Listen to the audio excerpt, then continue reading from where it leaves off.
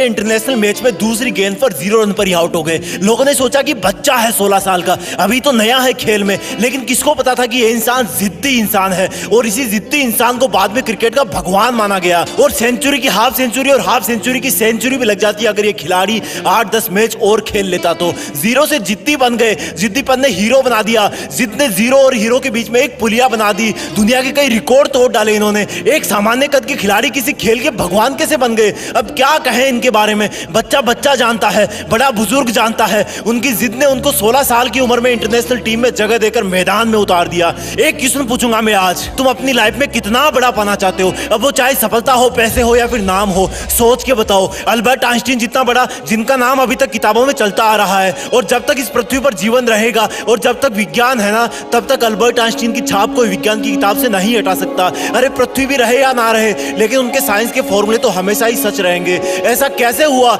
School में मंदबुद्धि कहा जाने वाला विद्यार्थी इतना बड़ा इंसान कैसे हो सकता है? क्योंकि उनमें जिद थी कि मैं अपने हिसाब से पढ़ूंगा, अपने हिसाब से खोजूंगा। जिद थी कि बस करता रहूंगा। बनना चाहते हो इतना बड़ा? वापस आते हैं अपने कंट्री में, ज्यादा पुरानी बात नहीं है। रतन टाटा जी ने एक कार लॉन्च की इंडिया में, नहीं चली, घाटा होने लगा। जब ज्यादा घाटा होने का अंदेशा हुआ तो अपना कार व्यापार बेचने चले गए किसी और कंपनी के पास ताकि और लॉस ना हो। वहां मीटिंग करी, मीटिंग में जवाब मिला कि जब आपको कार व्यवसाय के बारे में जानकारी नहीं है तो क्यों करते हो कार व्यापार? डील वहीं पर छोड़ दी। वापस आते टाइम रास्ते में सोचते रहे कि बहुत हो गई बेइज्जती, अब मैं दिखाता हूं कि टाटा क्या चीज है। मेहनत करी, तगड़ा बिजनेस मॉडल बनाया और गजब की कार इंडस्ट्री खड़ी कर दी। 10 साल बाद वही कंपनी जिसकी मीटिंग में उनकी इंसल्ट हुई थी, उस कंपनी में भी तगड़ा लॉस हुआ। रतन टाटा जी ने उनको ऑफर दिया कि बेचना चाहते हो, अब कंपनी बेचना चाहते हो, बताओ मैं खरीद लूंगा। और वो कंपनी उन्होंने अपने नाम कर ली। ये होती है जिद कि ऐसा क्या है जो मुझ में नहीं है। क्या था इन सब लोगों में कॉमन? एक जिद कि नहीं रुकूंगा, करता रहूंगा,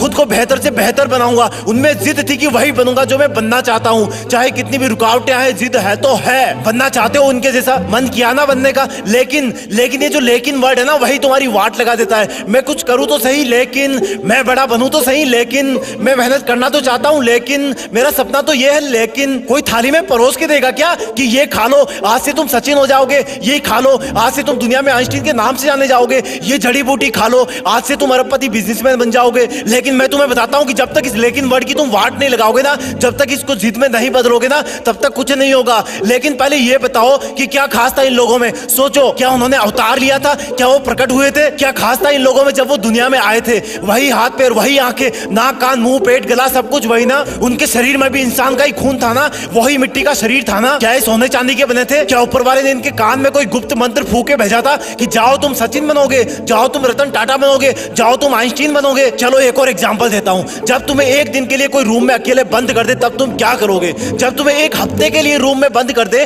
तब तुम क्या करोगे? और टाइम पीरियड बढ़ाऊं, जब तुम्हें एक महीने के लिए रूम में अलग थलग बंद कर दे तब तुम क्या करोगे? नहीं, अभी भी नहीं हुआ। अगर तुम्हें 1 साल के लिए किसी काल कोठरी में बंद कर दिया जाए तब तुम क्या करोगे? जान निकल जाएगी ना। अब मैं तुम्हें एकदम से कहूं कि नहीं यार, तुम्हें तो 27 साल तक जेल में रहना है, तो तुम तो जीने की उम्मीद ही छोड़ दोगे ना, क्योंकि बाहर आओगे तब तक शरीर कमजोर पड़ जाएगा, आंखें धुंधली हो जाएगी, तुम्हारे कई बुजुर्ग रिश्तेदार परलोक सिधार जाएंगे, शायद तुम्हारी पर्सनल लाइफ भी तहस नहस हो जाएगी। लेकिन क्या कोई सोच सकता है कि एक इंसान को 27 साल जेल में रहना पड़ेगा, और जब वो महान हिम्मत वाले इंसान जेल से बाहर आएंगे तो उनके आने के 5 साल के अंदर ही साउथ अफ्रीका के राष्ट्रपति बना दिए जाएंगे? क्या बोलोगे इनको? कोई शब्द नहीं है इनकी जिद के आगे। अब यही सोचोगे ना कि उनका तो कोई जुगाड़ होगा। अरे यार, जुगाड़ होता तो वो जेल में ही क्यों जाते? ये सोचोगे ना कि उनको जेल में कोई अच्छा खाना पीना मिल रहा होगा जिससे वो स्वस्थ रहे होंगे। अरे यार, क्या मिलता होगा उनको जेल में? पूरी दुनिया ने एक जिद वाले कैदी इंसान को किसी देश का चहेता राष्ट्रपति बनते देखा।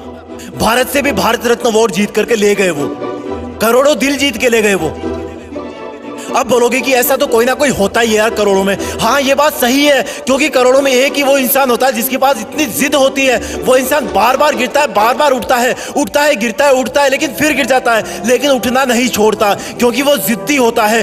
जिद, सिर्फ एक जिद होती है उनमें, बाकी सब सेम होता है। वो हम सब जैसा ही पैदा होता है, लेकिन जब दुनिया से जाता है ना, तो दुनिया का बच्चा उनको मिस करता है। हर न्यूज चैनल, हर अखबार उनके जाने का गम करता है कि हमने एक महान इंसान को खो दिया। अब शायद कोई ऐसा नहीं कर पाएगा, क्योंकि वो मानव से महामानव बन जाता है, क्योंकि वो मेहनत करने की हदें पार कर जाता है, काम करते रहने की जिदें पार कर देता है। वो एडिसन की तरह बल्ब बनाने के लिए हजारों बार फेल हो जाता है, लेकिन फिर भी जिद करता है कि रुकना मेरा काम नहीं, जब तक यमराज ना आ जाए तब तक आराम नहीं। यमराज भी आएंगे तो बोलूंगा कि सर थोड़ी सी मेहनत और कर लेने दो प्लीज।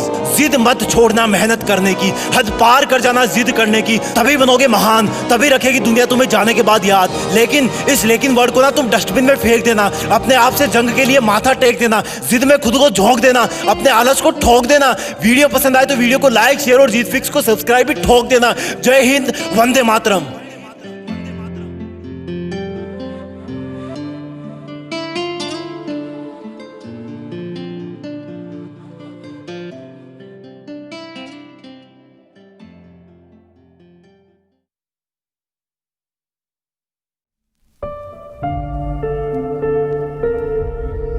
Jeet fix.